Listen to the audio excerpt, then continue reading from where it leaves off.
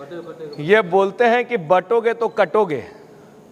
गढ़वा जिला में अपना भाजपा संगठन को कई भागों में बांट दिए और पूरी तरह से एक गिरोह को, कंघी छाप भाजपा को हावी कर दिए।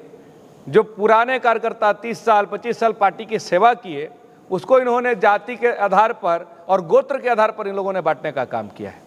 अभी तो इनके एक बड़बोले सांसद बोलते हैं कि झारखंड के एक हिस्सा को निकालकर और उसको केंद्र शासित राज्य बना दिया जाए। इधर बोलते हैं कि कोल्हान के कुछ एरिया को निकाल के उड़ीसा से मिला दिया जाए। ये झारखंड को बांटने चले हैं। पहले तो जाति और धर्म के आधार पर बांटते थे, अब तो ये क्षेत्र के आधार पर इतने डर गए हैं। जहां भी जेएमएम मजबूत है, जिस क्षेत्र में जेएमएम मजबूत है, जहां 14 में से 12 इंडिया गठबंधन ने पिछली बार विधायक जीता था, एक निर्दलीय ने जीता था, ऐसे जगहों पे उनका डर ये है कि वो अपने क्षेत्र को ही झारखंड से बाहर करना चाहते हैं। तो बिल्कुल झारखंडी बटने नहीं जा रहे हैं और कोई बटने नहीं जा रहा है। पूरा गढ़वा, पूरा झारखंड एकजुट होकर यहाँ झारखंड की सरकार और हेमंत सोरेन जी की सरकार बनाएगी। और ये नारा देकर अगर चाहते हैं कि सिर्फ भावना को जागृत करें, भावना में लोगों को लाकर 5 दिनों के लिए भावना में लाकर ठग लें, तो कोई भी जनता ऐसे नालायक विधायक को चुनने नहीं जा रही है जिसके लिए वो 5 साल टकटकी लगा के ऊपर की ओर उनको देखना पड़ेगा।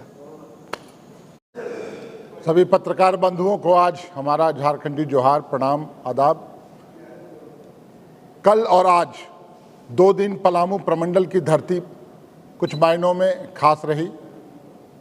2 बड़बोले नेता बड़ी बड़ी बात करने, जुमलेबाजी करने पलामू की धरती पर आए। कल एक हेमंता बिस्व शर्मा जी आए और आज जोगी जी आए। आप अंदाजा लगा लीजिए इसी बात से कि गढ़वा में जो प्रत्याशी हमारे हैं वो कितनी मजबूत स्थिति में है कि उनको परास्त करने के लिए, पराजित करने के लिए देश का प्रधानमंत्री आता है, हेमंता बिस्व शर्मा आसाम का मुख्यमंत्री, बगल में मध्य प्रदेश का मुख्यमंत्री और न जाने कितने मंत्री और कितने नेता। लेकिन हमारी पार्टी, हमारा गठबंधन, इंडिया गठबंधन, हमारे सीमित प्रचार स्टार प्रचारक और सबसे जो अहम बात है, हम झारखंडी विषयों को लेकर आज जनता के बीच हैं और जनता सराखों पर हमें बिठा रही है। एक बड़बोला नेता हेमंता बिस्व शर्मा, मैं उनको आपके माध्यम से ये आगाह करना चाहता हूं कि जिस तरह का बड़बोलापन उन्होंने इस धरती पर आकर किया, हमारे लोकप्रिय विधायक मंत्री पर जो आरोप लगाए, पहले अपने गिरेबान में झांक लो हेमंता बिस्व शर्मा, कितने आरोप तुम पर हैं। घोटाले में लिप्त वो व्यक्ति, जब भाजपा उसके खिलाफ एक पूरा पुस्तिका निकाला करती थी, उन पर जो आरोप थे, जो घोटाले, शारदा स्कैम, और जेल जाने के डर से वो भाजपा में शामिल हो गया। उस पर कई एक तरह के आरोप हैं। नशे का सौदागर भी है। सभी को नशे के सौदागरों को संरक्षण देने का काम वो व्यक्ति करता है। उस व्यक्ति पर आरोप है सबसे ज्यादा गौ तस्करी जो आसाम के रास्ते से होती है और उसका पूरा संरक्षण देने का काम उसका पूरा कस्टोडियन वहां का मुख्यमंत्री हेमंता बिस्व शर्मा है। आज नॉर्थ ईस्ट काउंसिल का चेयरमैन होने के नाते बहुत जवाबदेही बनती है उनकी। जो 7 सिस्टर्स हैं, 7 राज्य हैं नॉर्थ ईस्ट में, मणिपुर में जो नंगा नाच हुआ उसका भी संरक्षक यही व्यक्ति है। आदिवासियों के साथ जो महिलाएं बहनें हैं उनके साथ जो दुराचार हुआ उसका भी दोषी यही व्यक्ति है। जेल आज न कल तो जाना पड़ेगा। हेमंता जी, कब तक बकरे की मां, कब तक खैर मनाएगी? आज ये लंगड़ी सरकार, बैसाखी के सहारे चलने वाली सरकार, मुझे लगता है 6-8 महीने से ज्यादा वो नहीं चल पाएगी। सरकार अगर बदला, दिल्ली का तख्त बदला, तो निश्चित रूप से तमाम घोटालेबाज जेल में रहेंगे। एस्टैब्लिश घोटालेबाज है, सब चीज प्रूफ हो चुका है। ये सरकार में है इसलिए बचे हुए हैं, क्योंकि वॉशिंग मशीन में ये गए हैं। दूसरे बड़बोले नेता उत्तर प्रदेश के मुख्यमंत्री एक नया नारा लेके आए हैं, डुगी ड्रामा जो इनका है।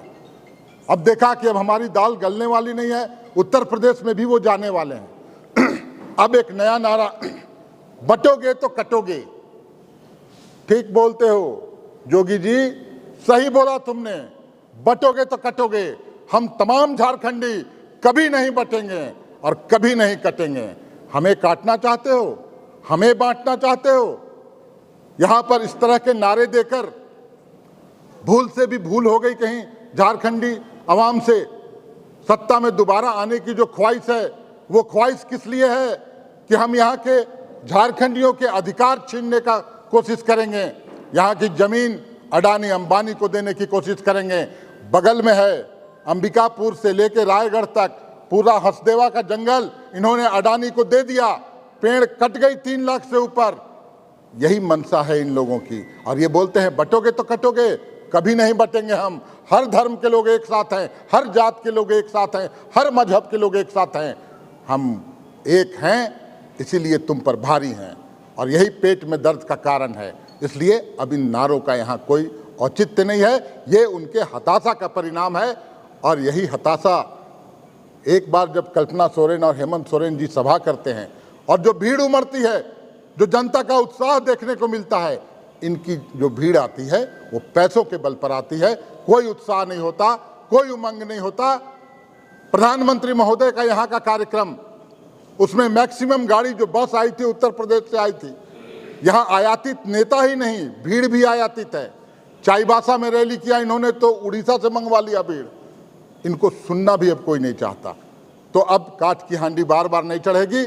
गढ़वा की जनता एक बार पुनः तैयार है अपने लोकप्रिय विधायक, अपने लोकप्रिय मंत्री, हम सभी का भाई, सुख दुख का साथी मिथिलेश ठाकुर के साथ जाने को। और मैं दावा करता हूं पिछले बार के चुनाव में जो अंतर था उससे दुगना अंतर रहेगा, कम से कम 50,000 की मार्जिन से गढ़वा की जनता मिथिलेश ठाकुर को जिताने जा रही है। यही इनकी बेचैनी का कारण है। सर, घुसपैठी वाला मुद्दा पर भी जवाब दे दीजिए। हेमंत बिस्वा शर्मा और स्वयं प्रधानमंत्री जब 4 नवंबर को आए तो उन्होंने यही कहा था कि बांग्लादेशी घुसपैठी आ रहे हैं और आदिवासियों युवतियों से शादी कर जमीन अपने नाम करा रहे हैं। यही चल रहा है हेमंत के सरकार में। देखिए, घुसपैठियों का कोई मुद्दा है ही नहीं। जो मुद्दा उन लोगों ने उठाया वो बैकफायर कर रहा है। जवाब अब उन्हीं से जनता मांग रही है कि आप बताइए कि जब झारखंड का कोई भी अंतर्राष्ट्रीय सीमा नहीं लगता, झारखंड में आपने कबूल किया, हेमंता बिस्वा शर्मा का बयान है कि आसाम के रास्ते आ रहे हैं घुसपैठिए। अरे तो वहां क्या कर रहे हो? सिर्फ घोटाले करने के लिए बैठे हो? मुख्यमंत्री हो, क्यों नहीं रोकते हो? त्रिपुरा में भी वही हाल है, ये खुद उन्होंने स्वीकार किया है। इसलिए घुसपैठ कोई मुद्दा नहीं है। और जो आधार कार्ड, वोटर आईडी कार्ड की ये बात करते हैं, वो सेंट्रल के देख रेख में वो सब चीज होता है, राज्य सरकार की कोई भूमिका उसमें नहीं होती है। इसलिए ये मुद्दा उनका टाइम फिक्स हो गया है, उस पर कोई वोटों का ध्रुवीकरण नहीं हो रहा है। तो अब एक नया सिगुफा लेकर आए, बटोगे तो कटोगे। झारखंडी बोका नहीं है, बुड़बक नहीं है। झारखंडी बताएगा आपको कि हम कभी नहीं बटेंगे और कभी नहीं कटेंगे।